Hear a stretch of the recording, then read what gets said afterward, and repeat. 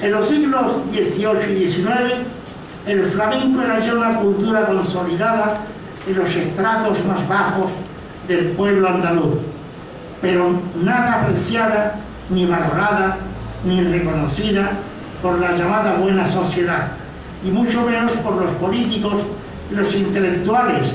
salvo muy aisladamente por algunos de estos, como ya citado Serafín Esteban y Calderón, que ostentó, entre otros cargos políticos, el de ministro togado del Supremo de Guerra y consejero de Estado.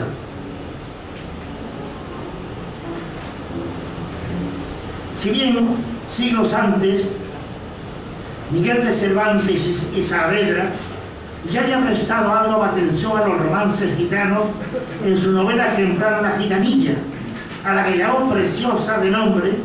y la escribió como rica de villancicos, de coplas, de seguidillas y zarabandas y de otros versos, especialmente romances que los cantaba con especial donaire. Y hasta final del XVIII y más abiertamente en el XIX, no aparecerían los primeros investigadores de nuestras coplas y cantares, como don Preciso, Antonio Machado y Álvarez Demófilo, considerado como el primer flamencólogo español,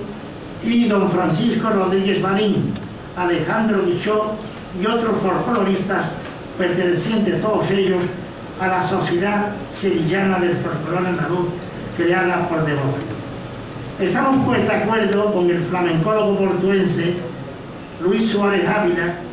cuando dice que en los romances medievales conservados por los gitanos,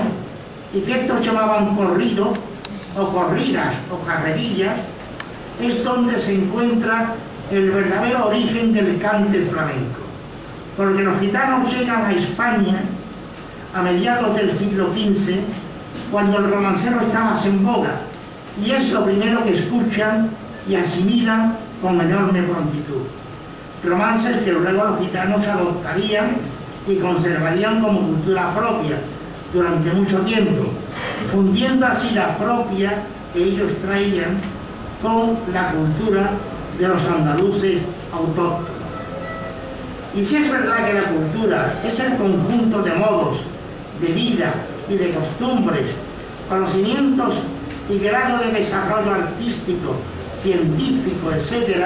de un pueblo, el flamenco es cultura andaluza, y más ciertamente cultura popular de Andalucía,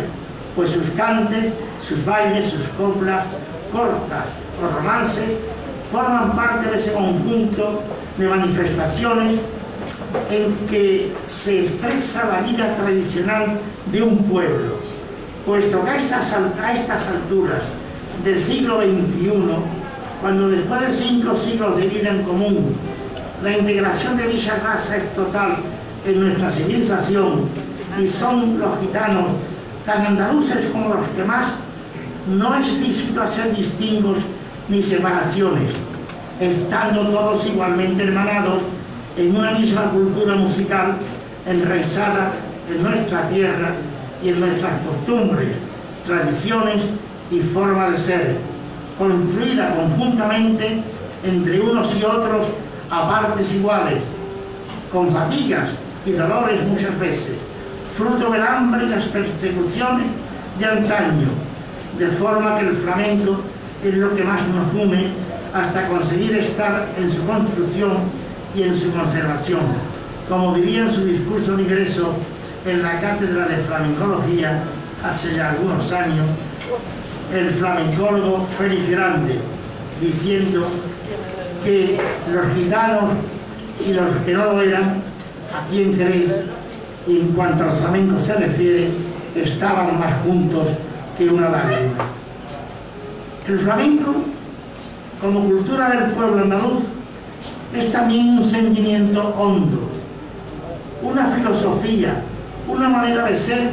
que se traduce en sus coplas. Y así lo hicieron ver desde el vasco don Preciso, para que los fandangos, las seguidillas,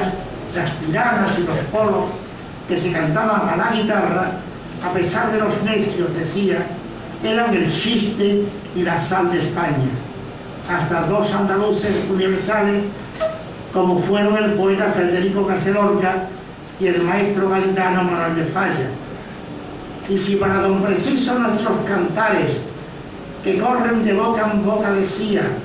llenos de gracia y de agudeza, porque la sencillez con que se expresan en ellos los pensamientos más delicados les dará siempre un lugar preferente en la poesía lírica española cantable, al considerarlos la auténtica esencia de la música nacional. Para Alejandro Guicho y Sierra, el cancionero reputado por Fernán Caballero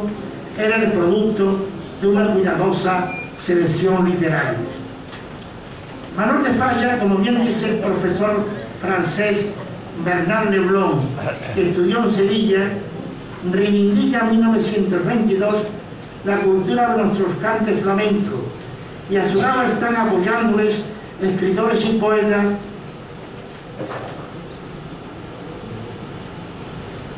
como Juan Ramón Jiménez, Ramón Pérez de Ayala, Ramón Gómez de la Serna, los hermanos Francisco y Hermenegildo Pinar de los Ríos, el mexicano Alfonso Reyes, que residía en España entre el año 14 y 1924, así como Tomás Borrás, Salvador Rueda, Edgar Nevín y el propio Federico García Lorca, recién cumplidos los 24 años.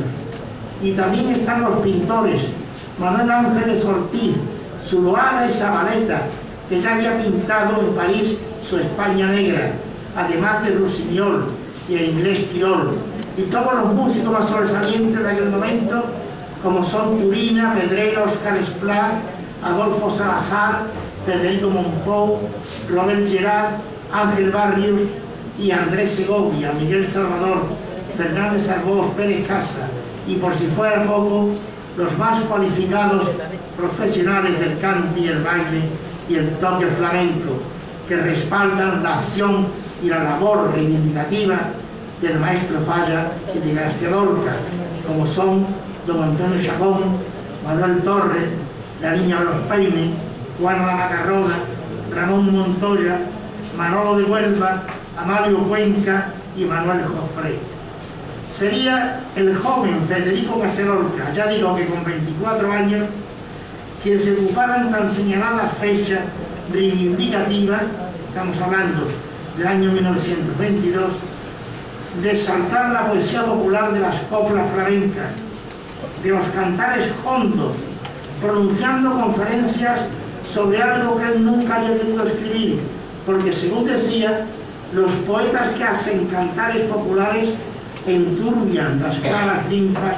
del verdadero corazón. Y cómo se notan las coplas el ritmo seguro y feo del hombre que sabe gramática. Se debe de tomar del curro nada más que sus últimas esencias y algún que otro trino colorista,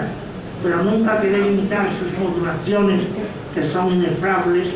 porque no hacemos otra cosa que enturbiarlas. Sencillamente no debemos de imitarlas por educación, decía Federico García Lorca.